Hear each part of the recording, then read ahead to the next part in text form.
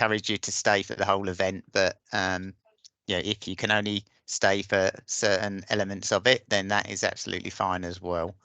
And if you think somebody in your team might be interested in one of the sessions or one of the elements, then give them a message while you're on and encourage them to join.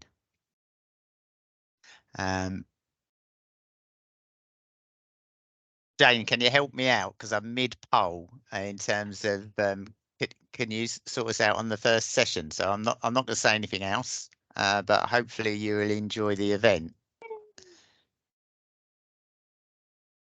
Brilliant. Yeah. Thank you, Daryl. I'll just get myself onto the right screen.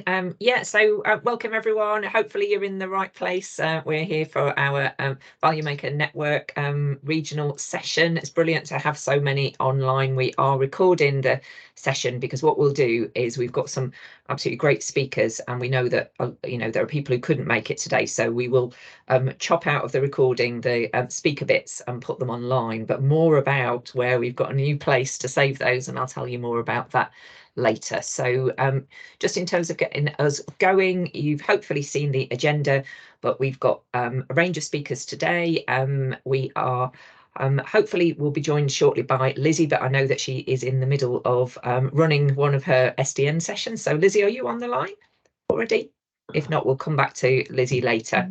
But we've got Lizzie, we're delighted. We've got Sarah Griffiths coming from Region. We're also going to look at innovations, talk about VMAC and the Value Maker Awards, and then I'll give you my kind of updates. But Daryl, we have a poll now, shall we? Do you want to take us through that? Yeah, just very quickly, I think most of you are working it out for yourselves. Please indicate very quickly which system you're from. So it's Suffolk, North East Essex, Bedford, Luton and Milton Keynes, Herts and West Essex, Mid and South Essex, Cambridgeshire or Norfolk and Waveney. I can't believe we've got nobody from Cambridgeshire on the call yet. But yeah, please take the time to record which system you're from. Thank you very much. We'll hold it open for the whole of the event. What are we? Not Norfolk and Waveney? Oh. Yeah, good point, Daryl. How could you miss out NHS England? Oh. Do you get that? SNEU. You might be being added. Sorry, I just thought because my comms team, Norfolk and Waveney. Yeah, that's fine. I've already done it, but I'll let them know. I'm not sure I can actually edit it now it's live. So if NHS England colleagues, which it's in it, how could I forget NHS England as I used to work for them? But there you go. If you stick Cambridge for now, if you want to answer it, and then we'll sort it out later. But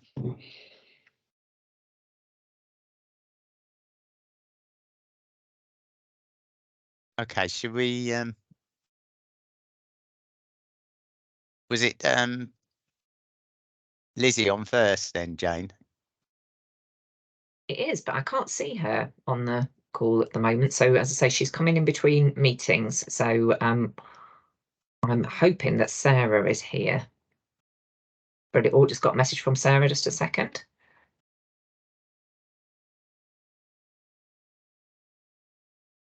Yeah, so Sarah's just asked me for the link. So Daryl, I'm going to put the agenda on if you want to go through that while I get Sarah into the session.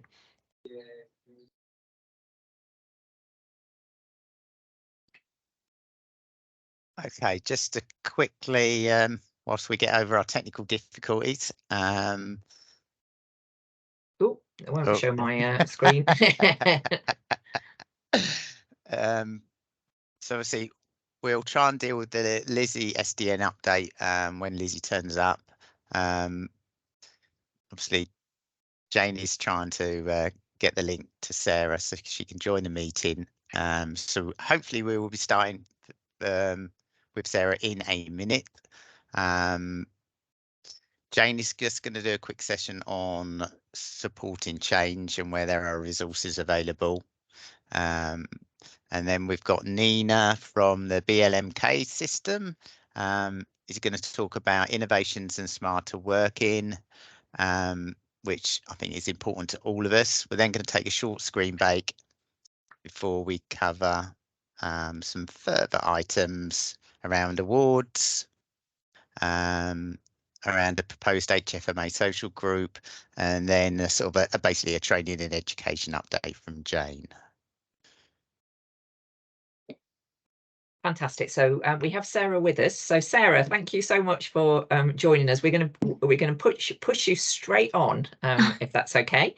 And Sarah, for people who don't know Sarah, Sarah is, well, she can introduce herself properly, but she is the Deputy Chief Finance Officer at our regional team at NHS England. And following a request from your Value Maker leads, we've asked Sarah to come along today to explain a little bit about the changes that are going on across the region. But Sarah's also going to take a little bit of time to talk to us about the NHS operating framework. So thank you, Sarah. Thanks, morning all. Nice to see you all. Sorry I'm a little bit late joining. I realised I didn't have the invite in my calendar, so apologies for that, but thanks Jane for sorting me out quickly. So yeah, as Jane says, I'm the Deputy Regional Director of Finance at NHS England.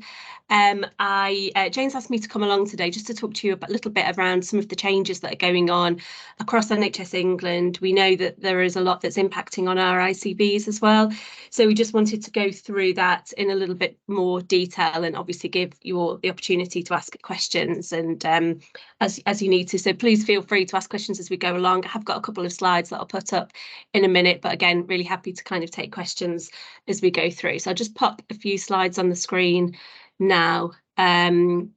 Hopefully you can see. A second, I think that's come through okay. Yep. So I'll start off just by saying there's an awful lot going on at the moment in this space, as there is in a lot of NHS finance. It's been going on for quite some time, and it's carrying on. So if we think back, there's a lot of work that went on through the sort of 21-22 financial year to establish ICBs, ICSs formally, and that was obviously once the Health and Care Bill had received royal assent. And as I'm sure you know, from 1st of July 2022, ICBs were formally established on a statutory footing, and obviously CCGs, as they were dissolved. Moving forward a little bit, earlier this year in April, from NHS England, we delegated what we call POD. So it's pharmacy, optom and dental services that were previously commissioned by NHS England, and they were delegated to our ICBs. So the money transferred, and obviously the accountability and the responsibility for commissioning those services transferred from NHS England to ICBs for those to be commissioned on behalf of the local populations there. And then we're still in a bit of a change at the moment, in that we're in the process of implementing the NHS operating framework, and I'll talk through that in a little bit more detail in a minute.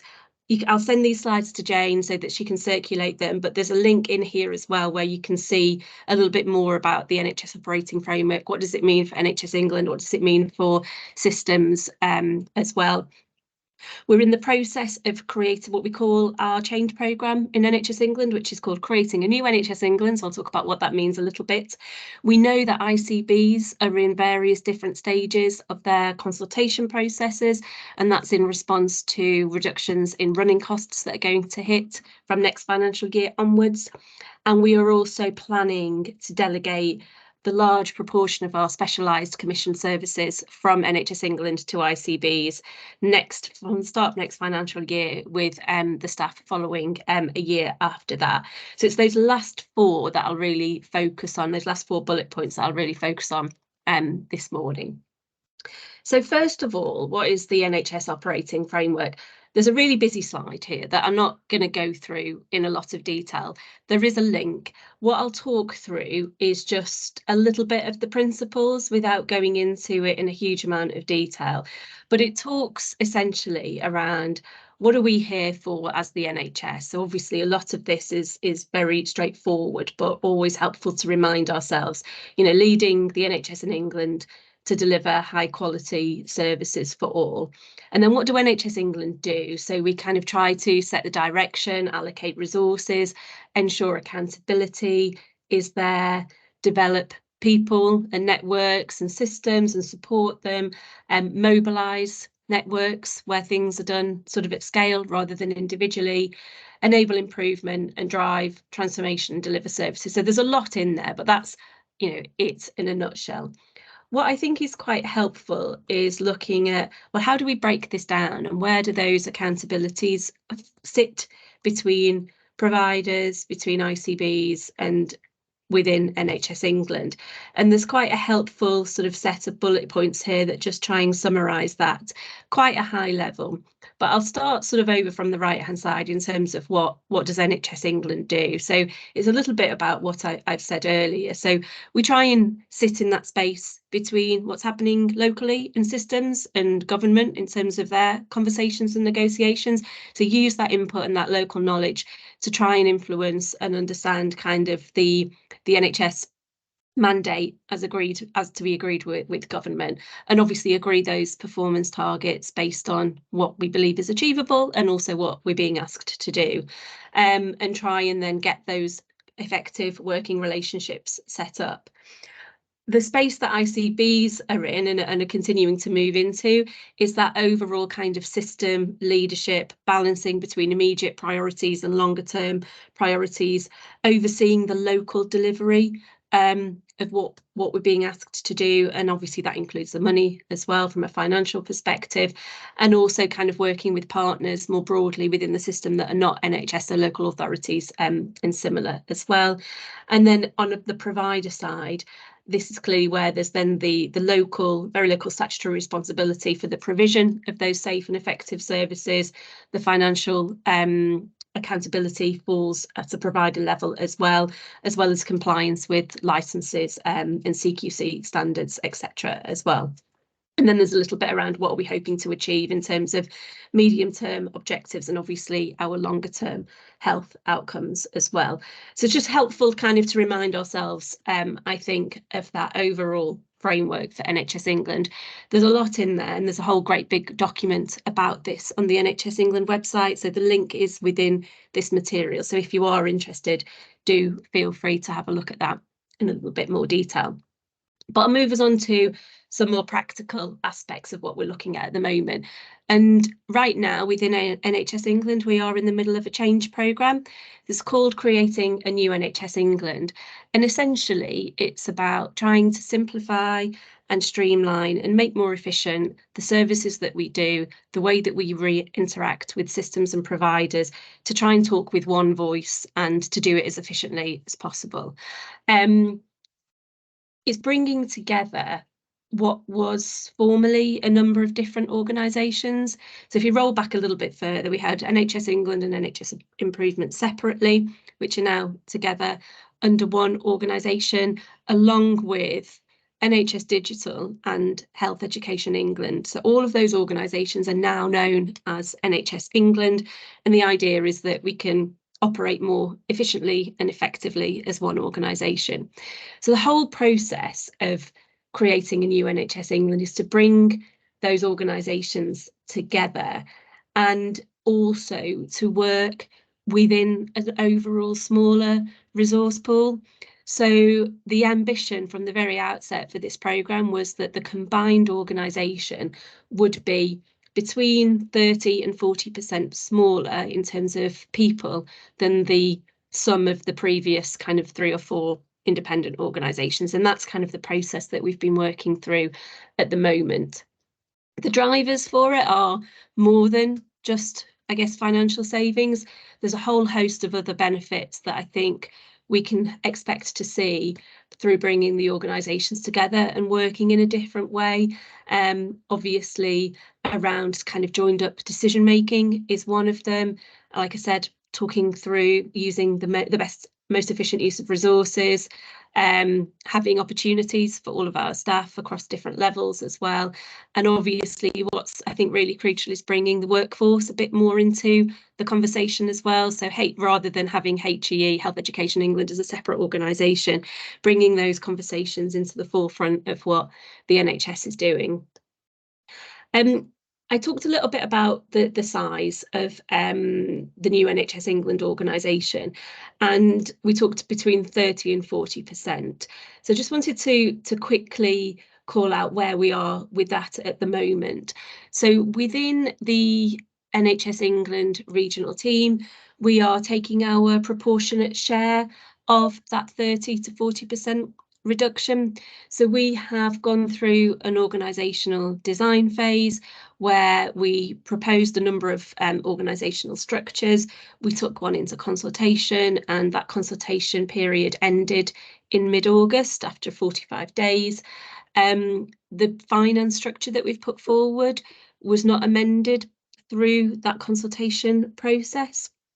And again, the structure that we're putting forward aims to get that right balance of support for systems, but also making the efficiency requirements where we can do that.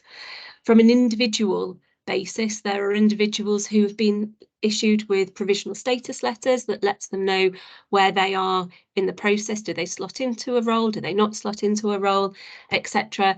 And we're currently going through a process right now whereby individuals that think that that provisional status is wrong have the opportunity to challenge that. We want to make sure we get it right, and we want to make sure it's fair and transparent for all of our staff. So it's really important that we now allow enough time to do that, what we're calling a check and challenge process. Starting next month, we're going to begin what we're calling the filling of posts process, which will go through a number of stages depending on where the positions are and where the remaining vacancies are.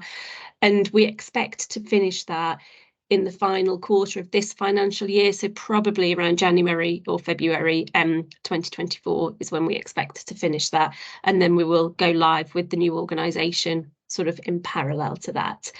There's a few principles that we've got in mind as we go through this process. So firstly is on the EDI side, so obviously equality, diversity and inclusion. It needs to be, and it is at the heart of what we do. And we've seen that through a lot of the consultation. We've seen it through the design phase as well. And also it's coming through our implementation and filling of posts so that we can make sure that our recruitment processes and practices are fully EDI compliant and appropriate for all of our staff and individuals. We're trying to maintain BAU in parallel. I'm sure you'll all appreciate it's tricky when there's a lot of flux going on, but obviously that's always the ask. And what's really important is that we might want to make sure staff feel supported. So we know that there's a wealth of resources out there for our staff to talk to, and the same goes for the wider NHS community as well. We just want to make sure that we promote those and make sure individuals feel as supported as they can throughout this process. And then just as a final point from an NHS England perspective, we're aiming to go live with our new organisation, like I said, in the early part of the next calendar year, and continually throughout that, our aim is to provide the professional leadership, the guidance and the support to systems that we've been able to do and hopefully continue to do going forwards. There's a little bit about the NHS England side of things. I was going to touch on ICBs as well. So we all know that running cost reductions have been running cost allocations, I should say, have been broadly held flat over the last couple of years. And there's a real drive now to make sure that, given the financial challenges we're facing, the financial framework that we're in, we use our resources in the most effective and efficient way as we can. And it's considered that, you know, obviously the more money we can put towards frontline resources, the better.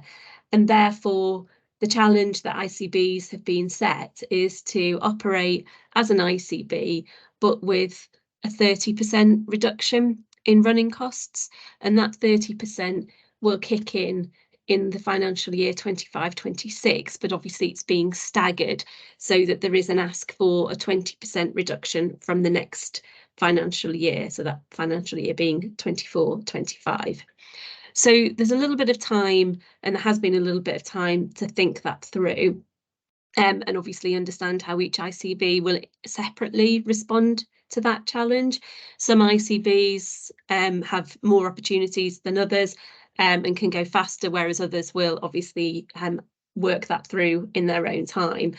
Where we are in the east is we've got a kind of a mixed picture at the moment. We know that all of our ICBs are working through that process. Some have commenced consultation and finished, some are in consultation, and some are due to start, but we are supporting all ICBs in that space as well. And again, just to recognise and acknowledge that it's a huge ask to maintain BAU in parallel, as well as all of the flux and all of the change. So we do fully appreciate all of that. And we want to make sure that all of our staff have the support that they need throughout this process. And we know that, I know for a fact in NHS England that we've got a wealth of resources. So if anybody feels that they're missing something within their own organisations or feel that we can share that more widely, then please do reach out and we can arrange to share what we have. Looking a little bit further forward from where we are today, I just wanted to mention the specialised commissioning delegation. So from April next year, we are expecting to delegate a large portion of our specialised portfolio from NHS England to ICBs, and the money will transfer then. And that the benefit of that will to be joining up, a bit like the pod delegation, really joining up the provision of those services and those pathways, etc., from an ICB local population perspective. Some work going on at the moment around pre-delegation assessments and what does that mean, and the expectation then still is that, like I say, the delegation will happen from next April, and then just to allow a little bit of time to work through some of the financial framework, financial control aspects. The staff transfer the staff will transfer from NHS England to the regional specialised commissioning hub, expected to be in April, 1st of April 2025. So just a few headlines there. And I think if there's interest, we can probably go through that in a little bit more detail separately. I do think that there's another HFMA session on commissioning. So I'm sure that Anu or Moji will pick that up in due course. That was all that I had to say in terms of material, but I'm really happy to take any questions and talk through anything else that people are keen to hear about. Hope that's helpful. Thanks, Jane. Thanks, Sarah. I certainly found that really helpful. That's okay. We're interchangeable, Jane and I. One of the things that you had on the slide was sort of providing resources to support staff. Can you give a few examples? You know, was it like interview training or CV filling in or things like that, or what else? Yeah, so all of that, Daryl. So yeah, interview training is something that we're looking at the moment. There's resources around CV writing. We've also had quite a lot of focus on building personal resilience as well. So some of the more kind of development courses as well. So personal resilience, you know, how do individuals cope with change?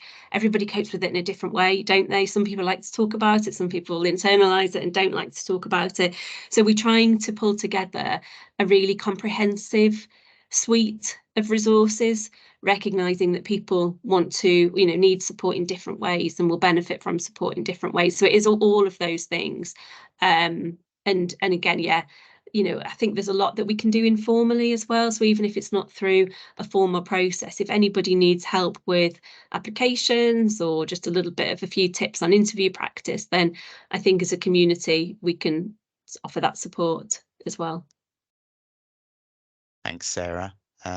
Any questions for anybody else? Happy for somebody to post something to the chat and we can pick that up. Jane's got a hand up. Yeah, thanks ever so much, Sarah. That was you got through loads of stuff in short order there. So it's actually really wide-ranging, this, isn't it? I think when you're not in it, you don't necessarily realise quite a big change there is going on across the system. So it sounds like you've got lots of support that you're giving to people, but just so that people who are not affected by it understand, do you think that people are you know, are there kind of worries at the moment? Are people, you know, my experience of people going through change is that it can be quite scary, however good the comms are. Is there anything that people who are working with people from region or ICB should be aware of? Yeah, and it's a really good shout. And I think what I would say is that, you know, obviously we're all finance professionals and we all know that there is a demand for good finance professionals around us. So, you know, we think that ultimately people will land where they're, you know, in the right roles for them. But that, you know, in a number of cases isn't going to be the role that they're in today because of obviously the changes that we're going through. And I think just being mindful of that, and obviously the fact that individuals will be reacting to that in different ways depending on their own personal circumstances and obviously the uncertainty that is faced. It's just a helpful reminder for us all, really, so that we're aware of it. Brilliant, thank you. And I know that we've got Mike Shimon on the line, so I put him on the spot and I've sent him a quick message, but he's probably not picked it up. He very kindly suggested, he's the lead value maker for Mid and South Essex, and he very kindly suggested that this would be a good session to have. And I wondered, Mike, if you are able to just say a couple of things about what it feels like and timescales from an ICB perspective. Yeah, so it's interesting. So for Mid and South Essex ICB, we're currently going through our restructure at the moment, and it's a time of change, obviously. So we've got that uncertainty. We know sort of the final structures will come out in November, and personally for me, it's very much a sort of waiting game to see what happens at the end of it. But it is a sort of period, I guess, for all staff, a bit of uncertainty. And we've got to keep that business as usual going as normal in the meantime until we work out where everybody's going to land in the future. So I think that was a very good overview. Thank you of everything that's going across the region, Sarah. And hopefully everybody found that useful and helpful.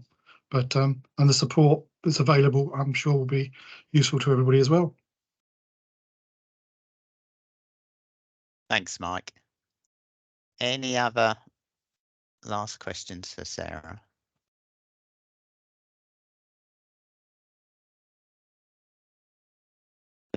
I think you're off the hook now.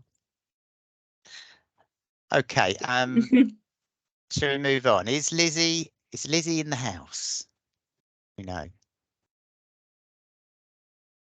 So Lizzie is not in the house, but Right. but in a quick backstage shuffle, what Lizzie is going to do is going to send me some of her SDN updates, which I'll include in the session at the end. She's doing Power BI training today, and she hasn't been able. She's obviously mid some sort of whatever you call it in Power BI, some sort of graphic at the moment. So so you don't get to see the lovely Lizzie on the screen, but you will hear all about what she's up to. But oh, Daryl, before I move on to this next bit, it looks like you've got a question. Yeah, so question from Eleanor. Sorry, that was an accident. Oh, is it? Okay, no worries. I mean, what I was going to say quickly, I'm going to share my screen and just remind people about the Skills Development Network website. So this will just take 2 minutes.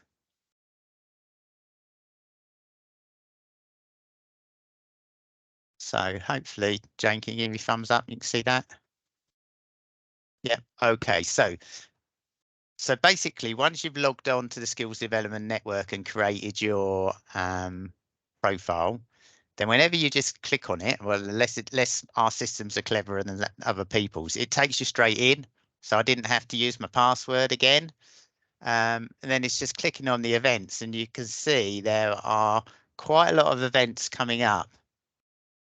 So really, it's always good to sort of check it, just see if there's anything. A lot on VAT coming up, some VAT.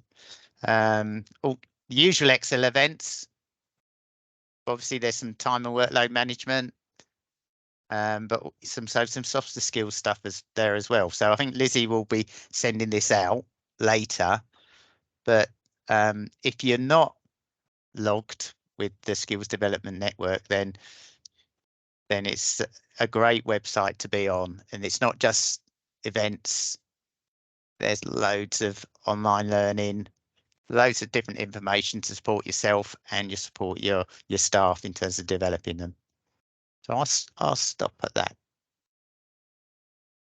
that point. Unless anybody's got any quick questions about the Skills Development Network that either Jane and I can field. Oh, yeah, because there is a question in the chat, but it's not one that I can necessarily field from Nina asking about level 6 Power BI. We will check that with Lizzie. That sounds very advanced, Nina. So yeah, I'll pick that up with her and find out. Thank you. for the feedback.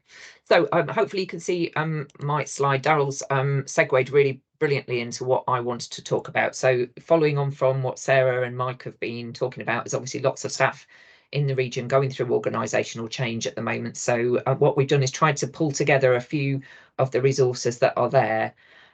But it would be great if people can put in the chat anything else that you can think of that would be helpful, because we realise this is quite a long process. And I'm certainly aware that I know the national One NHS Finance team ran some help with interview training, which took place last week. But but looking at the timescales that people are working to, it might be good to have some of that later in the year. So please do let us know if there's anything else you can think of that would be helpful. In terms of what's already on there, I had a look through the Skills Development Network in terms of items that were oh, my slide's not showing. Sorry, let me pop it up. Thank you. Oh dear, it's today is the day of technology. So technology. So hopefully you can see that one now. Give us a thumbs up. Yeah, brilliant. So had a look through the Skills Development Network and had a look at, so I've stripped out all the things that you'd expect to be on there around Power BI, not level 6, but other levels, and Excel, and tried to pull out those kind of courses that are more on the softer skills side.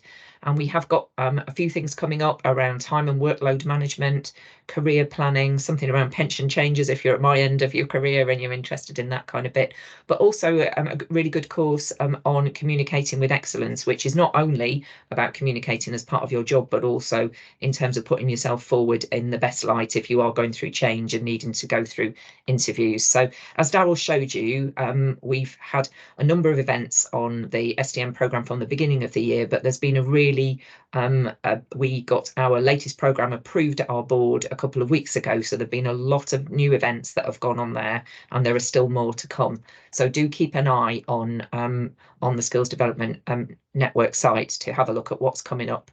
And hopefully, if you don't already receive them, you can get yourself signed up to get the updates from Lizzie that tell you all the new events that have gone on there. In terms of One NHS Finance, also lots of events, not so much at the moment around supporting people going through change, but we will, and we've got ONF colleagues on the call, so hopefully they're hearing this, that there is still a demand and lots of change that people are about to go through. But there's an awful lot of events on there in terms of wider things that you can get involved in. And in particular, a really, really big ask of mine at the moment is for people to get involved in being an assessor for accreditation. When I come onto my session at the end, we've had a really great response across the region in terms of organisations going for their level 1 accreditation. But what that means is we've now got a bit of a gap in terms of people, we've got a real need for people to help us get people through their level 2 and level 3 accreditation. And becoming an assessor is just a fantastic thing to do. It does take a little bit of your time, but it's a great way to get involved in other organisations, have a bit of a nosy around, meet people, find out what's going on, and it's just a really great thing to do. Daryl, did you want to come in on that one?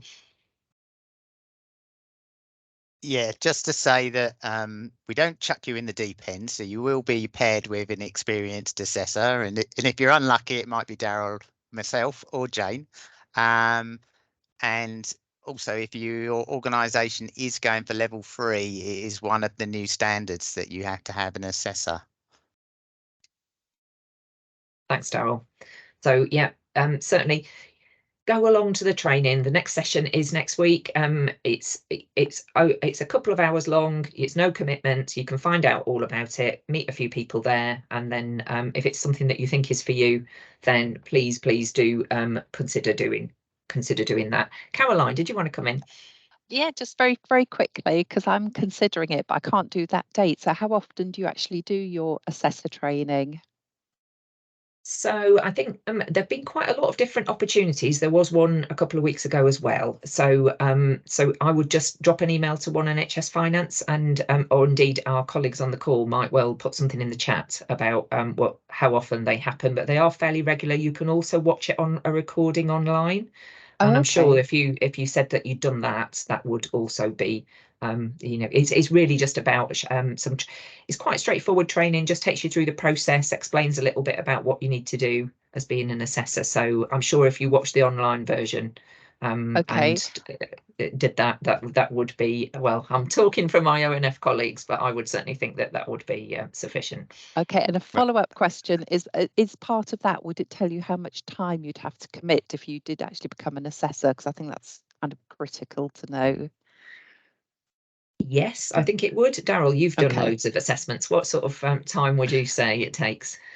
So I guess walking through it quite quickly, you might have an initial half-an-hour meeting where you meet with the assessor team to explain the process and what's going to happen. Then it's about assessing the evidence. What we try and do is ensure that there are two assessors working together, and then what we can do is split the evidence in half effectively, and then which then I guess cuts the workload down. You might need to allow perhaps a day to assess all of that evidence, depending on how much there is. You then will have another follow-up meeting, probably no longer than half an hour, to just check in with the assessing organisation, pick up if we've got any gaps, talk to them about the gaps, see if we can get some extra evidence, and give them an indication of how it's going, which is normally positive. Then for level 2s and level 3s, you have a couple of formal meetings. If you were struggling for time, and only one of the individual assessors could attend that meeting, that's not a problem. We've worked through that before, and then it's just a case of getting the report written up. You tend to find that probably the more experienced assessor will coordinate the report writing the first time round, and then just get input from a first timer. You might have to put perhaps 2 or 3 hours into that report writing the first time round. If you're taking the lead on it, you might need to sort of set aside perhaps a day over the course of a few weeks to get it pulled together. And that's about it really. There's a little bit of to and froing in terms of agreeing the content of the report, but again that's in minutes really. Okay. I think that's my idea, but you learn so much. I think the last assessment I did, I pinched a survey that is going to be used to sort of gauge feedback on the finance department. So you're always looking out for something that, and that saved me some time in terms of designing one for ourselves. Brilliant, thank you. Brilliant, thank you. And I was just going to say the same, actually. There's just loads to learn as part of it. So it's one of those where you're really sort of paying forward. You get kind of, it does take some of your time, but actually in terms of the kind of contacts and the things that you can steal with pride as part of it, I think it kind of pays you back more than the time you put in. But anyway, enough about that. But please do consider being an assessor, and I will find out from One NHS Finance for you, Caroline, if when the next dates are, and if it's okay just to watch it online, and we'll let people know. Lots of other events. There are some which are more around supporting staff. There is the Health and Wellbeing Conference. There are sessions on breathwork for resilience, as well as spotting and preventing burnout. But there's also on there, and I haven't put them all on there, lots and lots of showcases of the good stuff that's coming through the Innovation Forum, and also that Value Makers and other systems are doing. I'll particularly draw your attention to a session that our friend Daryl is taking part in on the 11th of October, which is all about engaging schools with NHS Finance. So it is one of the requirements of organisations as part of the One NHS Finance strategy, is to promote NHS careers. And there's lots of stuff like an NHS careers website, but there's no substitute for actually going and talking to people in schools and colleges and just making them aware that we do exist, that hospitals are not just about doctors and nurses. So if you want to find out more about that, then definitely encourage you to go along to that showcase on the 11th of October, which is online for an hour over lunchtime. So that's all I wanted to say about support resources. There are lots available. We will, if you've got any ideas for other things, please do put them in the chat or send me an email afterwards. And I'm conscious that there are colleagues who are going through the change on the call, or who might pick this up afterwards. My contact details are in the slide set, which will be sent out, but I mean, hopefully people know how to get in touch with me. But I'm very, very happy to have a chat with anybody who wants signposting to resources or just wants to talk through approaches to interviews or anything like that. Please give me a shout. So I think that's the end of that session, Daryl. I'll stop sharing my screen and we can move on. Thank you, Jane.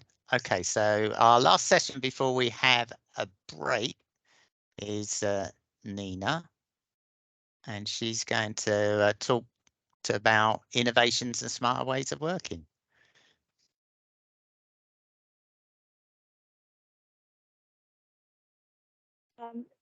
Is it okay if I just share a presentation to kind of outline, Daryl? Absolutely. Yes. Yep. Okay. Yeah, you have the floor. You can do what you like for the next 10 minutes or 15 or whatever it is. Thank 20. You. Yeah. So my name's Nina Howell. I work as a finance automation analyst here at Milton Keynes University Hospital. I've been working here since January, and my background is in, well, mainly before the NHS, logistics and supply chain, and I've been working in continuous improvement since 2008 to senior leadership level. So I've had an innovation published in the Innovation Library recently. It's about the agency self-billing project. I've planned to go over the project, outline it, and also have some helpful pointers regarding submitting an innovation. So in order to submit the project, it had to be redacted, names and the actual name of the workplace had to be removed. So it involved finance, HR and IT. There was an issue regarding agency invoice processing. So we were going to automate it because agency invoices get stuck in the workflow. At any one time, these can amass 500 to 800, particularly during the winter. The rationale, invoices not paid within 30 days or within the SLA are at risk of failing the Better Payment Practice Code, and 95% of these invoices must be paid on time. Otherwise, we get fined and get interest and penalty charges.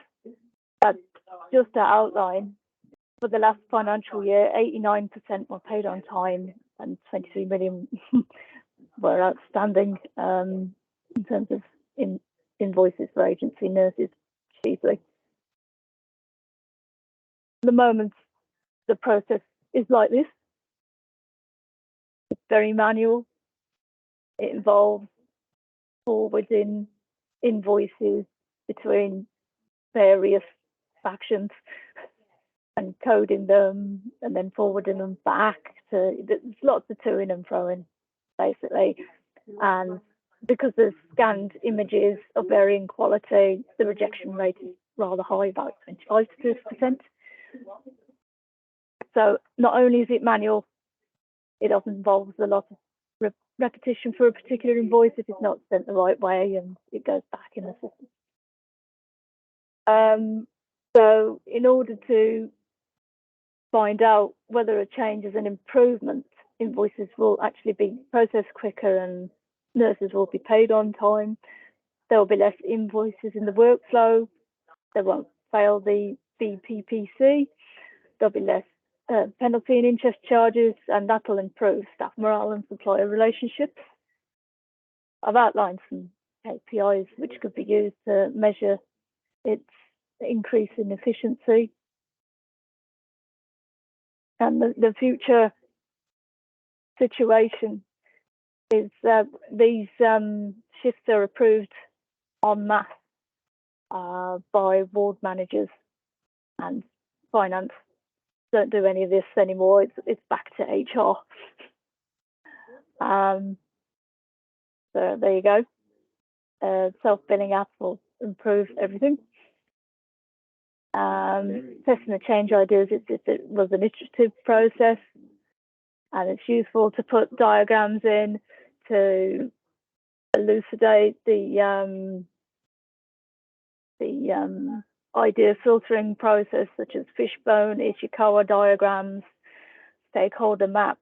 So you don't just have the immediate team, but also everybody affected by it, according to the level of influence, and yep, you see the impact there.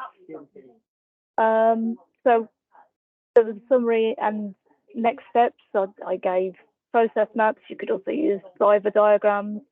Self-billing app was developed. There was initial testing. This worked, but we're still getting it approved. The paper's being worked on by finance and HR to get this approved by the executive directors. We need to communicate more with senior nursing staff and pilot it with one of our most used agencies. And of course, these rates need to be updated on health officers as well. So any other pointers? As I say, anything needs to be redacted, really. Names and names of the particular NHS trust needs to be taken out. It only takes a few hours to do. It takes more than 45 minutes. Yeah, and yeah, the redacted version needs to be done because it's an unbiased double-blind peer review. Absolutely crucial to quantify the time and money saved by the improvements. It's not actually calculated in that presentation, but latterly in the final draft, we should be saving £114,000 in terms of the interest and penalty charges on last year's unsubmitted invoices through this app, and they actually saved £44,000 a year in terms of staff costs because it's way less manual.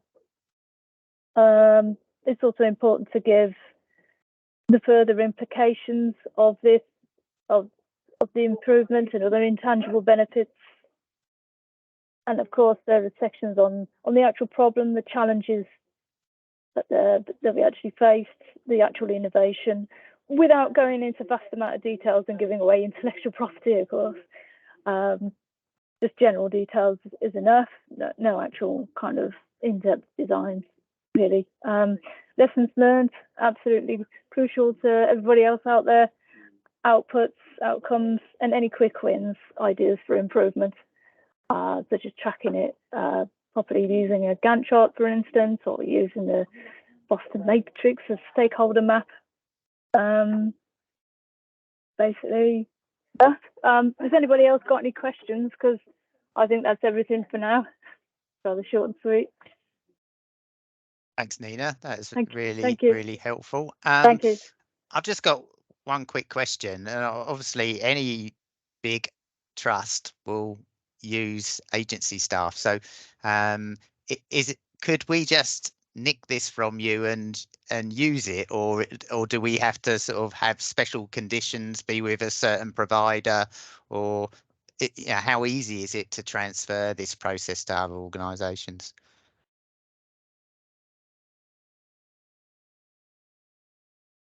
I don't think this is a question I can actually answer. That's all right. I haven't actually been involved in Right. lodging intellectual property, but this is an idea that can actually be sold. If Karen could help me out.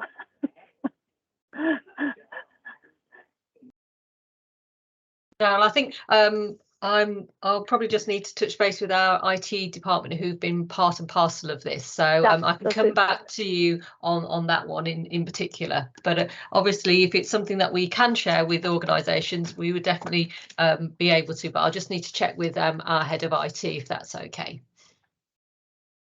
Absolutely. Jane, I know you had your hand up. I did. I just want to say, a huge thank you to Nina. So Nina, we invited Nina along today because Nina had been involved in this submission, which has been successfully now published as part of our innovation programme. And Nina, thank you so much, because I think what you've done in there is you've explained to us a little bit about your about what you did, as well as a little bit about the process for getting an innovation submitted. So thank you. In a moment, I'll show you I'll show you some slides about the new innovations that we've got from the region. But can I just ask you a bit of a question about kind of putting a submission forward? How long did it take you to sort of fill the form out and things like that? Was it a long process or fairly straightforward? Well, it did recommend 45 minutes, but me and my OCD nature, it took me a few hours. Because I wanted to make sure I had all my ducks in a row as regards all the benefits, and so, you know, I was kind of maximising what you know, it would actually bring to the table. Brilliant, Yeah. thank you. Thank you. And there's, sorry, go on. Oh, that's okay. And if anybody's got any business cases or presentations around the project in general, of course, it would be of benefit. Brilliant. There's a question from Caroline in the chat, which says that obviously you've put your submission, and you might not know the answer to this, but Caroline's asking, do you have to update your submission once it's complete and being used? Is there any kind of expectation on you to keep it up to date, or do you just kind of send it off and it stays there? Don't worry if you don't know the answer to that, because I don't know the answer either. That's the question I'd like to ask as well, because you know, those that are interested in finding out about the innovation, of course, want to know how it's gone. So yeah, I would like to know whether or not we could actually update it to its you know, an actual kind of timeline of events and actual benefits, not just potential. Brilliant. We'll kind of feed that up to the Innovation Forum, because if people may get in touch with you about to find out more, because there'll be contact for each innovation. There's contact details, so yes. You can obviously, if someone gets in touch with you, you can obviously tell them exactly, you know, how it's gone, etc. But it would be great if for some of the innovations that kind of feedback loop was there. Yeah, that's brilliant. Henrietta, you'd got a question as well. Do you mind just asking that one? See if anyone knows. So actually it's an offer, because NHS England has implemented self-billing a few years ago for agency invoices. I wasn't actually involved in the process itself. The regions are on the receiving end of it, and everything works much better and much quicker. So if anybody is interested in finding out how NHSE did it, I can find a contact and get them and put them in touch. Obviously our billing is NHS England's billing, it's much simpler because we don't have nurses, it's mainly administrative staff. Yep. But it might be worth it. So it's an offer, really. So Henrietta, A, I do think it's worth it, and B, why haven't they listed it as an innovation already, leading the way? It was the national team who did it, and it's been, it may have been 2-3 years ago. Okay. So I'll have to find a contact and then find some details out on how they actually did it, because obviously the bulk of the work is being done in the national team and it's recharged to the regions, and we have a system that helps us. We have to use Fieldglass system where all the details of the agency worker goes on with all the cost centers and all the other details. So when the bills come in, then the team uses that information to then recharge the relevant cost centers. So I don't know all the ins and outs. As I say, we're on the receiving end of it, which works fantastically. But I'll find out who was involved and how it was done, and I can share it. Thank you, Henrietta. And just coming back to innovation submissions, it can take 45 minutes. It really just depends on the amount of detail that you want to contribute. yeah, how well you know the innovation, or whether you're working with somebody else to bring it to life together. But if you know it inside out and back to front, it can just take 45 minutes, as said. Right, so we've reached the time where we were going to take a screen break. Oh, sorry, Daryl. I was just going to talk about innovations more generally. Is that okay? I'll only be 5 minutes. Yeah, I've got the innovations website up, and I was going to show that for a minute or two. You go first, and we'll see how much time. I'll be really quick, and then we can definitely have a screen break, because lovely Sonia was going to come and talk about how on earth you do this, but unfortunately she forgot that she was on annual leave, so she's given me a few quick pointers. But absolutely, it is all on the One NHS Finance website, which Daryl will quite happily show you. But I've been keeping a bit of a log. Everyone knows I'm obsessed with the league tables, and I've been keeping a bit of a log of how are we doing in the East of England and cohort 6. So the Innovation Forum works in cohorts. So so Nina and colleagues from Milton Keynes have been hard at it, and as part of cohort 6, they submitted a couple of, in fact, I think they might have submitted 3, but 2 of them were successful and have been peer reviewed and have appeared on as part of the Innovation Forum library. And what I'm showing you on the screen is the current state of play for East of England. Prior to cohort 6, we had 6. Although one of them is from Arden and Gem CSU, but I'll say that very quietly. We're claiming them, but, and we had 6 from our region there in the dark blue at the bottom. And in this cohort, we actually got 4. So particularly well done to Milton Keynes for getting 2 of our regional 4 on there, and also well done to ESNEFT, who have got a new innovation around staff survey, information cascade, and to Cambridge University Hospitals, who've done something that sounds so much more technical than I can even say the words for, but automatic reconciliations and reports with VBA. If anyone understands that, then please give me a little, it looks like Nina does. She'll educate me after the event, but I know that that's something that saved lots of time at CUH, so it's definitely something worth having a look at. So we now have a range of different things across the East of England, but we can still do more. As I've been saying when I've been going around to people's team meetings this week, I know that we're doing lots and lots of great stuff. And innovations are not just about being the most leading edge person in the country. Even I know we've probably got some of those anyway in East of England, but actually it's just about sharing things that will save people some time.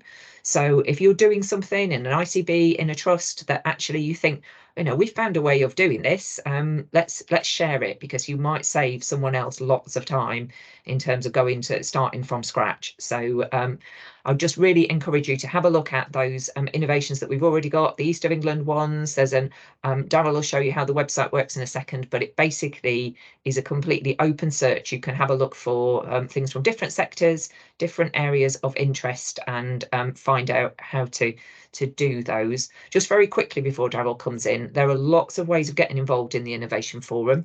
You can submit an innovation to the programme, as we just heard one of our successful ones. You can also sign up to be a peer reviewer. So I did that this time, and I'm not very technical, as you will have seen, but you basically get a really good opportunity to have a nosy around in everyone's innovations, and you basically do a quick review alongside other reviewers to say whether or not you think they're ready to go or need a bit more work, etc. So again, if you're a bit nosy like me, it's an absolutely fantastic thing to do. It's all online, and you can do it whenever you've got a few minutes to have a look at that. There's also now a new thing called the Finance Efficiency Exchange. So we've got the Innovation Forum, which is about peer-reviewed ideas, but there's a kind of separate one, which is a portal for sharing ideas for SIPs and efficiencies. So, I know that everyone is really struggling at the moment in terms of getting the books to balance, and there's lots of unidentified CIPs. So do have a look at the ideas that are already on there. And if you've got an idea, please share it, because it will almost certainly be useful for someone else across the NHS if it's something that you've done really well in your trust. You can also register if you're interested in just research and development in general and automation. And something that we spoke about last time when we met was the Software Skills Network. So lots and lots of training resources from absolute dinosaurs like me right up to really technically skilled people. There's something in the Software Skills Network for you, which will help you to work out how to use the software that we are using all the time now in NHS Finance. And finally, the new initiative from the Innovation Forum is EVO, Engagement, Value and Outcome, which is a programme that's kind of developed over a number of years from One NHS Finance to bring together finance with clinical staff to work on a really big project through testing. It's an absolutely fascinating thing. We had a presentation on this at the finance directors meeting a couple of weeks ago, and it's really something worth looking at if you want to do a transformation in your organisation and you know that it needs more than finance to drive that. I would definitely recommend having a look at EVO as just a way of approaching that. So Darryl, I'll stop there.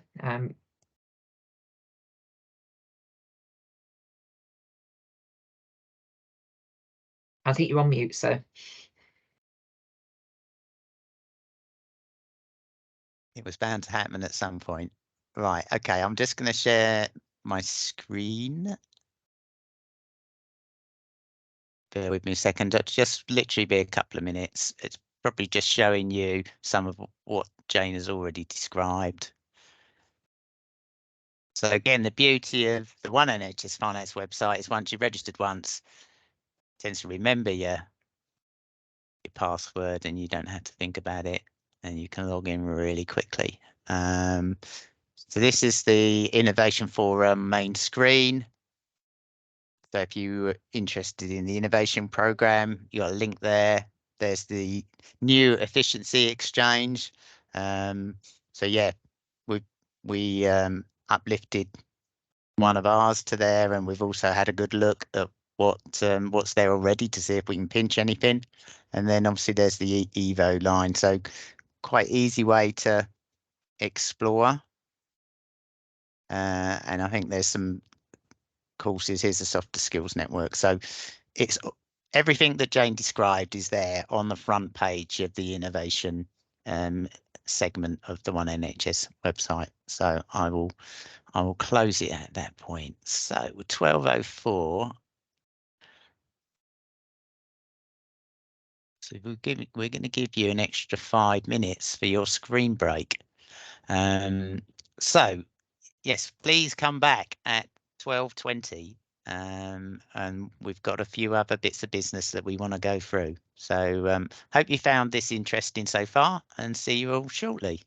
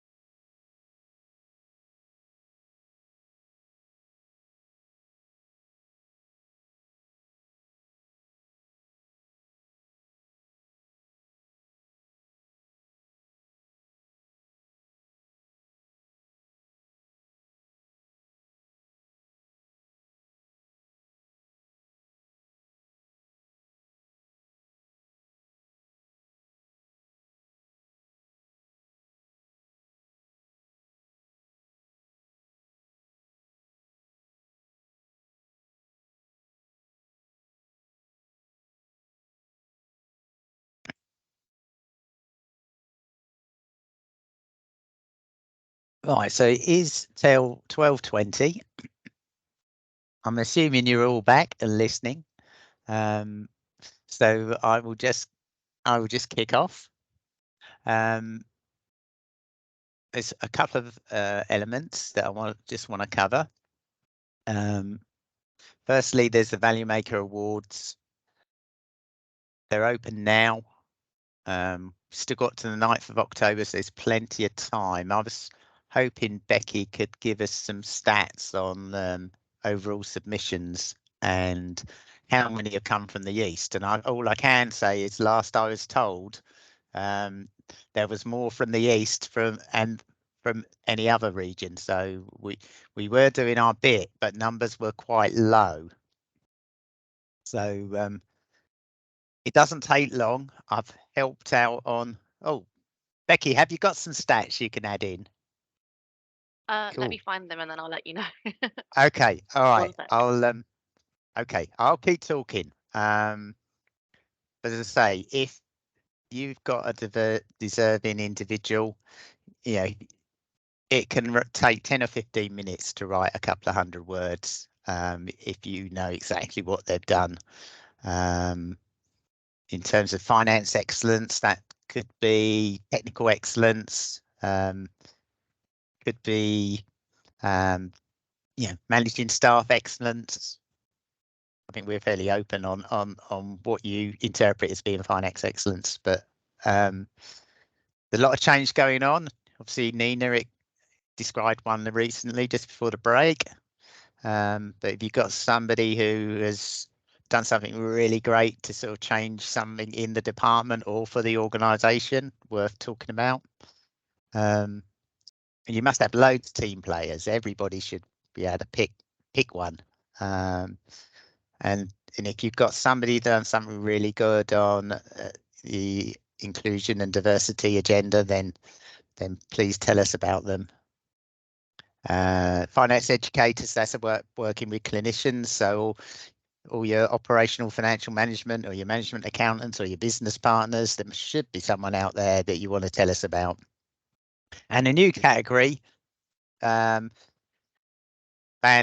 2 to 5, or if somebody, because they've been so great, has just been promoted, I think you can still get away with putting a submission in. But please take the time to put something in for your department. And the other thing about the conference itself, so it's on November the 24th. It's in London. You can join online, but you can also join face to face. Those people have been shortlisted will get an automatic invite. But last I heard, we were quite low on face to face numbers. And we're looking for sort of in the region of 150, and I think that there was only about 75. So I see Becky's back on screen. Does that mean you've got some numbers for me? Yeah. Yes. So we've got 85 for in-person VMAC places. So we've gone up 10 since we last told you. And then for the nominations, there's 8 from the East of England. Okay. And do you know how many in total nominations so far? 21. So you're in the lead. You're in the lead with how many nominations has been submitted. So if memory serves me right, we had about 60 or 70 nationally last year. So this has been open for probably 6 weeks now. We should be taking the time out to celebrate people in our department that have done something that is worth shouting about. So that's all I was going to say. I'm happy to take some questions. I can see Nelly has requested a link. I'm assuming that's the one NHS Finance website link, and I will post that in a second.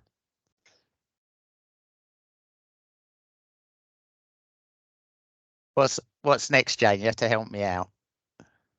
Is it me again? No worries. If I can get my slides to move, you know it's always going to be something technical with me. There we go. Right. So next of all, going to talk about the HFMA Eastern Branch Social Group. Now, Dawn, the lovely Dawn Scrayfield, the Chief Finance Officer of Mid and South Essex, was hoping to join us today, but she's actually at her public board meeting, and we thought that very important as this is, we thought that kind of dragging her out in the middle of presenting her finance paper was probably a step too far. So she has, I spoke to her on a couple of days ago, and she's explained what she wanted to say. So we hopefully people know about HFMA Eastern Branch. HFMA is a national organisation, but each region or area has a branch committee that basically come together and organise different events in your patch. And hopefully people have heard of Kate Tolworthy, who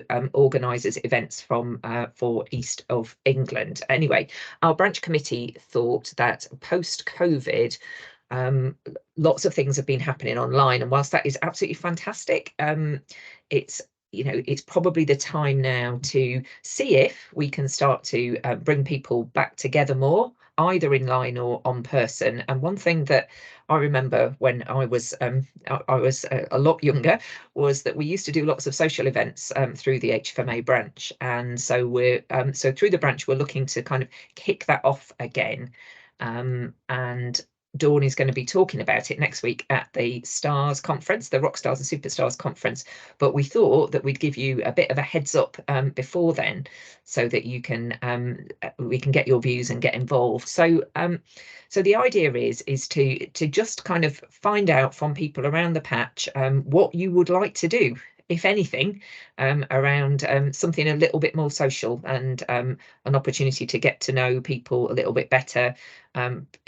Do something that's kind of with your colleagues, and both from within your organisation and across the patch, just through some social events. So Dawn and Linda Goody, wonderful Linda Goody, who's doing her exams today, otherwise she would be here talking about it, have pulled together a survey. The link is in the slide. I'll post it into the chat for the meeting, or you can have a go with the QR code. But I don't know about you, but I can never get QR codes to work. But anyway, have a go with the QR code, and it just gives you a link to a survey that's asking about are you up for doing social events? If so, do you want to do them online? Where would they be located? Have you got any ideas? And just to give you a clue, the kind of thing that they're suggesting is quizzes and other things that you could either do face-to-face or online. So I found that that networking with people and meeting people through HFMA events early in my career was an absolutely brilliant way of getting to know people across the patch. It gave me contacts that I could then use for future jobs, and just for getting to know people like Daryl. Now, I wouldn't necessarily recommend that, but it can be it can also be a good thing, getting to know people around the patch that then years later you still are in contact with, you go to for sources of advice, etc. So I just really encourage you to have a think about it. Please fill in the survey. As I say, when I manage to get my slides off the screen, I'll put the link to the survey in the chat. But if it's something that you are even vaguely interested in, please let us know what sort of things would float your boat, and help us to plan, or help Dawn and Linda and the branch committee to plan some kind of events, which will hopefully be starting round about Christmas time. So anyway, so that's a big plug for that bit about HFMA social events. Without any further ado, I'm now, Daryl, if that's okay, I'm going to, well, first of all, I'll pause and just see if anyone's got any questions. But if not, I've received, by the power, oh my goodness, they're moving without me even trying. Oh my goodness. Lizzie is just too technical for me. Wonderful Lizzie has sent through some slides about the Skills Development Network, which I'm going to attempt to talk through, but they may start moving on the screen before I can even manage them. So Skills Development Network, hopefully people know about that. Daryl showed you the bit earlier, but it basically is around training development for, let's get it back. In our region, we cover finance and procurement, but we've also expanded the network out now. It's just started to expand in the east of England to digital, data and technology staff. Oh golly, but I certainly need some digital, data and technology training to keep me up with these slides. But the idea is to provide a low cost just basically value for money training for all of those teams. So you can check out all those events. Hopefully the fact that you're here means that you know all about Skills Development Network. You already registered on the website. If you're not, just do it. It's really straightforward to do. And as Daryl showed you earlier, you can see all the events on there. Just want to talk about a little bit about the East of England programme. We've already got on there, and I showed you a slide earlier, lots of events around finance, business partnering, Excel, etc. You can see what's coming up as I can't keep pace with the slides, VAT, career planning, etc. But we've also got lots of things that are going to be on there soon. So approved at the board, more training around business cases, management and leadership development, IR35, SPC, contract management, and lots more. So too many for me to keep up with. I feel like I'm on the generation game for anybody who's old enough to know what that is. But anyway, ask your parents if you don't understand that. But so lots and lots more coming up on the SDN. Look out for Lizzie's updates. What she also wanted me to point out is that there's not only about training events, there's also lots of resources on the SDN website. And she's given you an example here of what it looks like. You can access, I'm going to go back a step. You can access lots and lots of resources around top tips. You can find online training that you can do at your leisure. You can, through the e-learning part, you can find out updates from your region. So it is a massive resource portal. So please, obviously book yourself on the training events, but do think about those wider things that are on offer through the Skills Development Network. And so rushed onto my screen, something around free e-learning. So lots of things in there. So how does FSD support us? E-learning. See what's going to happen there. Lots of, you can see there's some of examples of the e-learning packages that are available. You get the slides afterwards, so I'm not going to take you through all of these. You can have a look for yourself. But also Lizzie and her colleagues from around the country coordinate the one-year finance undergraduate placements, each year taking about 15 students within the East of England. So Lizzie has added her contact details on there. I'm sure people have caught up with the fact that Lizzie is now very kindly hosted with myself by East of England Ambulance Service. And so she has updated her contact details in there. She is very sorry that she couldn't come along today, but hope you'll agree she continues to be an amazing resource for us in the East of England. So do reach out to her if you've got any queries whatsoever, and keep your eye on all the new courses that are coming out. So I'm going to pause to see if there are any questions about SDN in particular before I go on to sort of wider things from the Academy. So we've got some comments in there. Yeah, people saying SPC sounds good. I agree. I have to say, for what I've seen of SPC, it's a really useful tool, and it can really change the way that you do your performance reporting if you're involved in that kind of area. Any other comments or thoughts on Skills Development Network? If not, I'm going to zoom on to the General Academy update, and I'll try not to repeat anything that Lizzie's covered. I'll also try and get onto my slides. For colleagues who I've seen me present this week, this presentation does move, so you need to spot the difference of things that I've already spoken about. There's so much going on, though, that there are some new bits that have gone in even this morning. So feel free to dip in and out of the bits that you are interested in. We've just had our Academy board meeting a couple of weeks ago, and I will be doing the usual follow-up pack following that to tell you what happened at our Academy board, as well as give you the highlights of what's going on. But you have today hopefully got an early insight into lots of things that are going on in the region. And I'm really conscious, from having given this presentation a couple of times over the last couple of days, that there's an awful lot going on at the moment. So so the slides will be available after the event. So please don't feel you've got to kind of write everything down as we go through, and all the links to all the different initiatives are in there. So bear with me, and I'll attempt to get through this in 20 minutes. So first thing that I want to talk about is a new initiative from the Finance Academy, which is around coaching and mentoring. Now, coaching and mentoring has been around for ages, so we've not invented it, but what we have done in the region is that we've used some of our funding for the Finance Academy to make available some free coaching sessions as part of the HFMA programme. So what we've done is on our Academy website, we've put a new page on there explaining the difference between coaching, mentoring and sponsorship. And I'll come on to sponsorship on my next slide. But working with HFMA, you can now register if you are interested in getting some support from a person who's working in NHS finance through getting a mentor, or from someone who's a qualified coach who can help to support you in your career. So I could spend, I'm not going to go into all the differences between coaching and mentoring now, but very broadly, mentoring is about being linked up with a practitioner, usually outside of your organisation, who can help you to think through problems and make you think more broadly about how to do your job. Basically, it's a really great thing to do.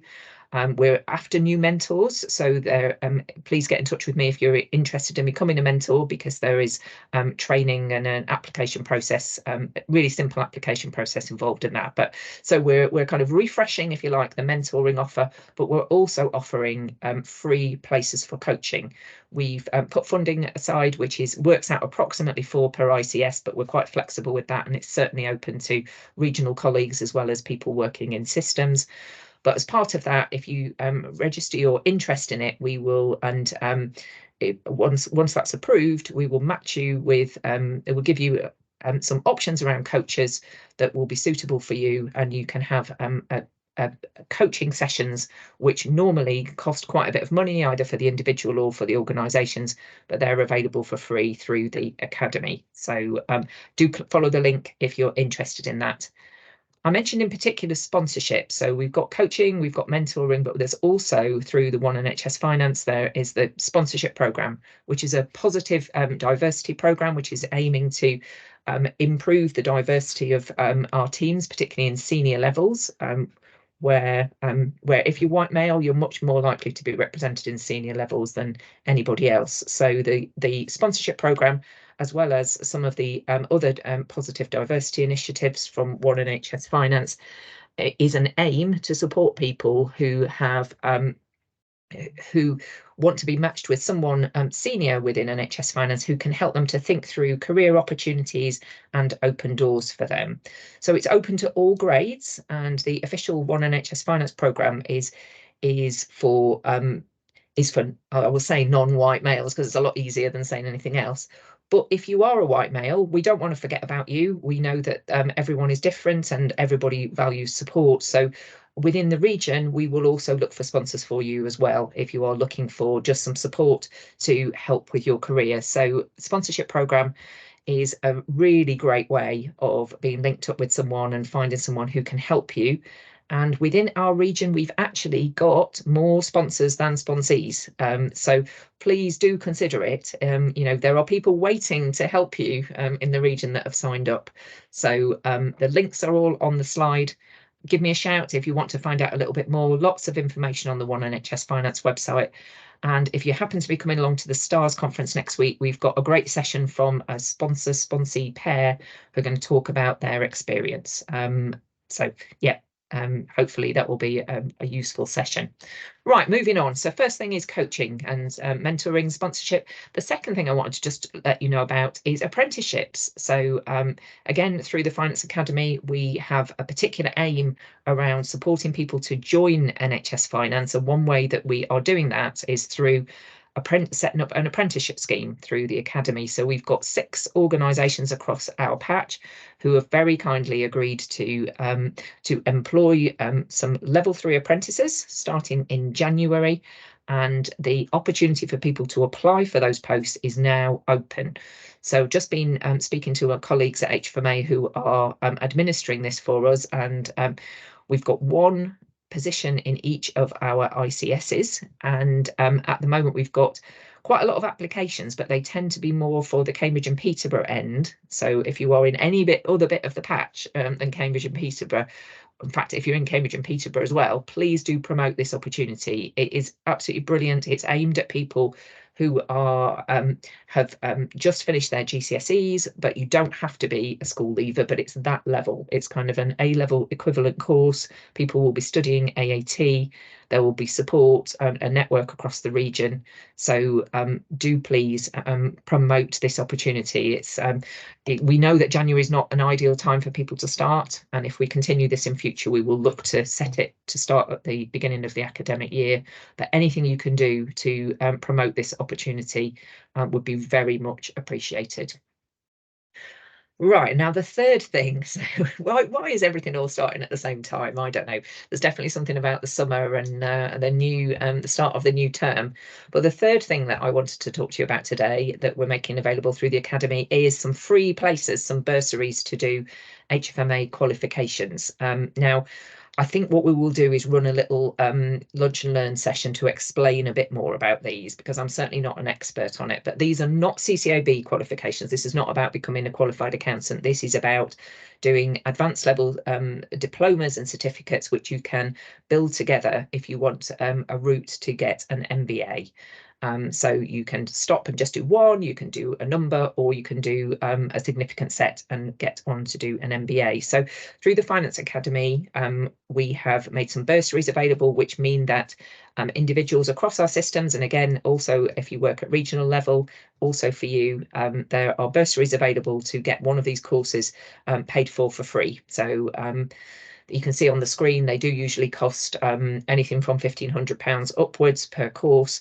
They're mainly online. You can do them flexibly outside of your work hours. There are 2 intakes each year. One's coming up quite soon, and hence me having to sort of talk to you about all of these things at once, because I don't want you to miss the opportunity for, if you're really keen, to go for an October intake. But there's also a second intake in March, and they run in those sort of 2 phases throughout the year. HFMA have informed me that even though we're getting towards the end of September, there's still plenty of time to register for October if you are really keen, if there's something that you've been thinking about, but the free funding makes it now possible for you. The contact details for Nick, who's running the scheme, are on there, and there's also a link to the application form. But there's lots of information on the HFMA website, and as I say, we'll try and run some sort of lunch and learn or something to just give you a bit more insight. And possibly a great suggestion earlier in the week was to get someone who's been on one of the courses to come along and talk about what is it like in practice.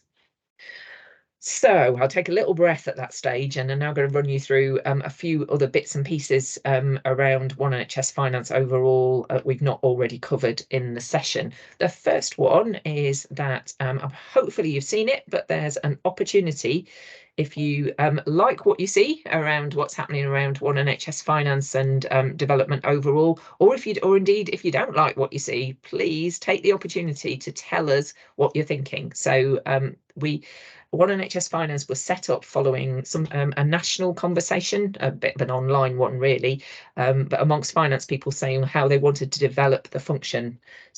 We've now been in place for a few years, and there's an opportunity to give your comments and influence how that changes over the coming years. So all you need to do is follow the link. If you go onto the 1NHS Finance website, it's the first thing that comes up.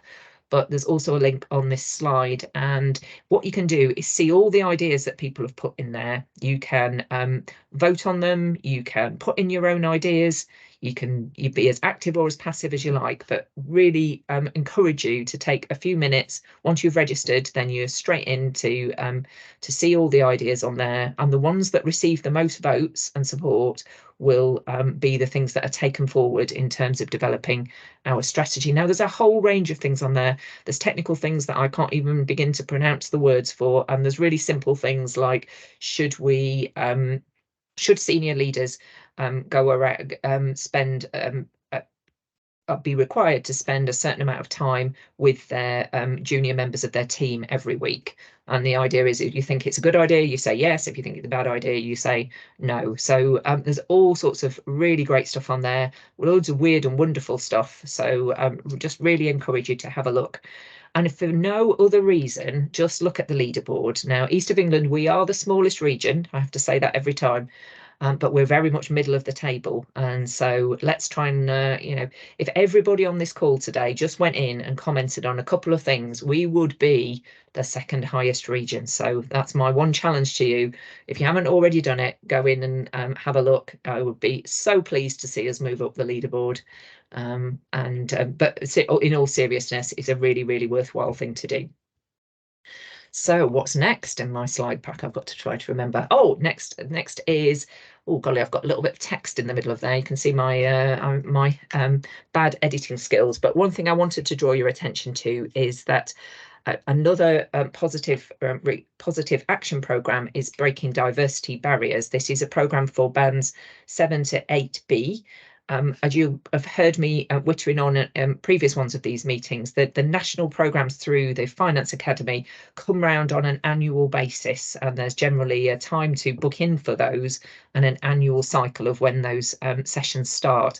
At the moment, Breaking Diversity Barriers is open for applications. It closes at the end of the month, and having spoken to my colleagues at ONF, I know that there haven't been a huge amount of applications so far. So if you are interested in this, then please do put in an application for it. It is an absolutely fantastic programme, and just definitely recommend, if you want to have a chat about it, want to find out a little bit more, lots of details on the ONF website, but just give me a shout and I can talk you through what sort of things it involves. So, and then this is hot off the press. This is something that came out just this morning. So you might have seen it, or you may not have seen it so far. But our region, and it's a message from Zoe, and here, little picture of Zoe in the top right-hand corner. But message from region. Our region has led the way in terms of running a regional competition for places, free places at the HFMA annual conference. For anyone who doesn't know, that's the big national finance conference that takes place in December each year in London. And it does cost a little bit to go along, either for you or for your organisation, but we are offering 10 free places for people who are working at grade 8A or below. You can nominate yourself, or you can be nominated by your line manager, and there's a link to the nomination form in the pack. And why should you apply? Zoe's words here, we're looking to basically improve the diversity of our workforce, and this is a great opportunity for people, for the conference not to be all about finance directors and deputies, but to really see the full range of our workforce go along and hear people like Julian Kelly, the National NHS England Chief Finance Officer, and other senior people in the NHS talking about what's going on. It's an absolutely fantastic way of meeting people, and certainly in the past we've buddied up our competition winners with other people who've gone to the conference, so they've got someone who can show them around and introduce them to people if that's needed. So there's a little comment on there from Chloe from Mid and South Essex, who won a place on the conference in 2022, and talking about what a great opportunity it was. So it's hot off the press. Do have a look at that. Again, you've got to be in it to win it. There's 10 places available, and you could well be one of those people. So do take the opportunity, if you're interested in going along to the conference, to enter that competition. Right, what's next? Okay, next one is work experience placements. Our lovely colleagues at NHS England are offering work experience through the Access Accountancy programme in November, and when I spoke to Lorraine, who's organising this from the regional team, there hadn't been huge amounts of applicants so far. She has extended the date now so that it's the end of this month, but she'll possibly take applications even a little bit longer than that. So if you do know anybody who is thinking about a career in accountancy, this is aimed at people who are in sixth form, most sixth form level or sixth form or college, year 12s. If they're interested in accountancy, this could be a brilliant week. There are quite a number of places available, so please do pass on the information about that. And there's a little page all about Access Accountancy on the Academy website if you want to find out more about that. Nearly there. Okay, so other bits and bobs. Just a shout out to Norfolk and Waveney, who've been doing some great stuff around volunteering, which they've got some showcases that have been written up there on the One NHS Finance website, some brilliant pictures of people doing litter picking and all sorts of different things. Have a look at that if you're looking for ideas for your health and wellbeing coordinators and things that you can do, team building in your organisations.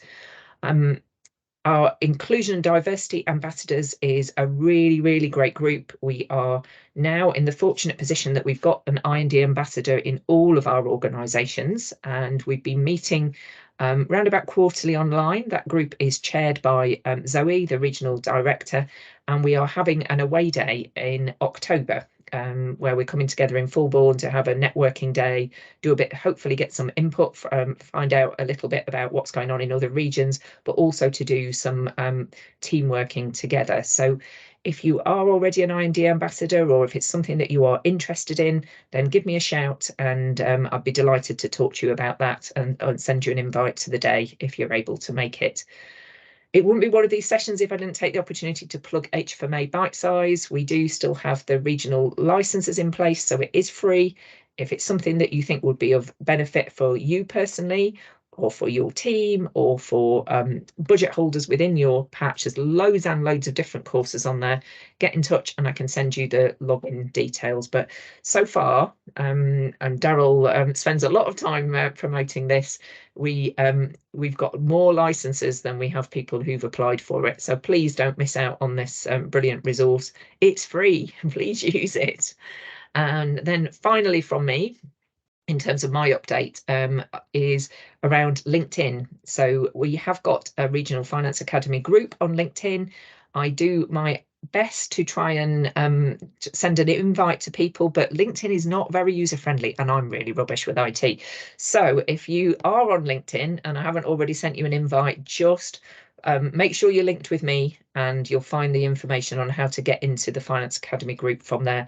I share all sorts of bits of information on there.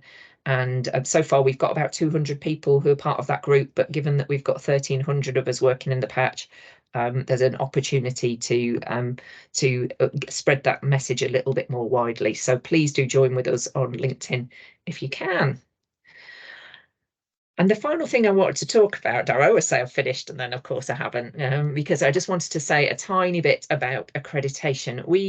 The accreditation deadlines happen sort of 3 times every year, and there was one that took place at the end of August. And I just wanted to say really big well done, shout outs to our organisations who have moved up in accreditation in the August cohort. And I'm sorry that I didn't do a slide showing which ones they are, but I shall tell you that we had 3 level 2, which were our NHS England region, Milton Keynes Hospital, and also, oh golly, who was our other level 2? It was Norfolk Community Health and Care. I think that's right. Thank you, Daryl. So just a massive shout out to level 2, and thank you to all the people who worked on the assessors and the teams who were involved in that. There was some absolutely fantastic work that we saw as part of that process. So 3 level 2s, but we also had 4 level 1s as well. So big shout outs to our partners who are at West Suffolk Hospitals, Eastern North Hearts Partnership Trust, who were getting re-accredited because they'd been level 1 before, but it expired, and West Hearts. So all of which have achieved their level 1. Some of them are still waiting for final sign off from the accountancy bodies, but have still managed to get through the process. That is absolutely fantastic. We've only got 3 left now. So Princess Alex, Hearts Community and Hearts and West Essex ICB. I will be working with them, very closely supportive and not nagging them at all, to try and get theirs finished for December so that we can get the full set. And as Zoe said at the board, this is an absolutely fantastic thing for organisations to do. We really want to support them to make sure that finance is a great place to work. But I basically said, look, we want to beat London. London's only got 3 to go. East of England's only got 3 to go. So whichever motivates you, whether it's the good Zoe doing this for the right reasons, or the terrible Jane because we want to be high on the league table, please do have a think about it. And for those organisations who have succeeded, it'd be great to share your all the policies and the great stuff that you've got. We've got a little site on the SharePoint within the Teams network where we do share those, and I'll be posting asking those organisations who've just gone through it to send me their application forms and any good stuff that we can share as part of that. So I finally have finished now. Daryl just finishes with all our contact details for myself and Lizzie, and Kate Tolworthy, who organises all the HFMA events. Thank you very much, and I will now have a little drink. Thanks, Jane. As ever, very informative, very speedy. We have a couple of, well, I've seen something in the chat about MSEFT. Were they going level 2? Sorry, yes, that's absolutely right. Thank you. And thank you. I can't believe that, given I went to see MSEFT at a wonderful away day. So I got completely mixed up. Norfolk community was last time. It was absolutely. So our level 3s were NHSE region, Milton Keynes and MSEFT, and really, really well done to all those 3. Okay, and then we've got a hand up from, is it Tuan? Have I got that right? That's correct. Thanks, Daryl. Wow, Jane, very long conversation. There's a lot of information and well, reflecting of all the really good work that we have been doing in this region. I just got a question on the Breaking the Barrier program. Is that a little bit of duplication of the sponsorship program, and what the difference?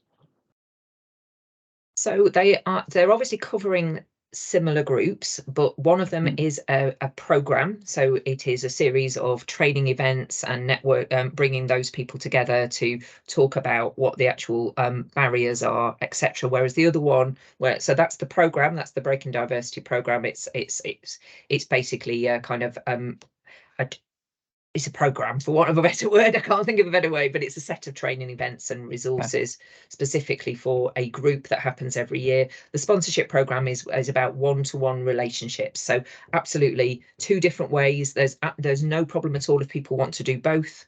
And indeed, I'm talking to the Sponsee network tomorrow, and the program is definitely one of the things that I'll be recommending to them in terms of opportunities available.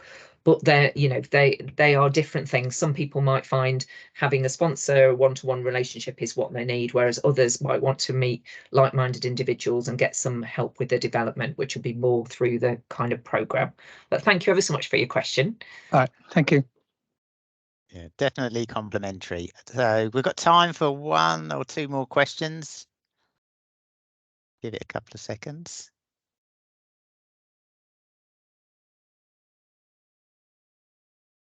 Okay, well, we managed to, I think at my last look, there was still about 65 people. So thank you for those of you that chose to be with us for the whole of the occasion. If you found this really helpful and informative, please tell your colleagues. So we intend to run these on a quarterly, well, probably 3 times a year, because I think we're conscious that summer is a difficult time to organise something like this. So we're thinking of about 3 times a year. Happy to take on board any ideas that people might have subject matter. So you feel free to post that to the chat, and we'll definitely take that on board. But if you found this useful, then tell your colleagues, and we can ensure that we have a great turnout next time we meet, which will probably be probably January, I would guess. I think we've got a date already, Darren. It's December. Right. Okay. And I'll post the date in the chat for people rather than make people hold on. Thank you, Jane. Okay, so yeah, I have taken up the rest of the time. So have a great rest of the day and rest of the week. Thank you for joining us, and hope to see all of you soon. Thank you. Thank you. Thank you. Bye bye. Thank you.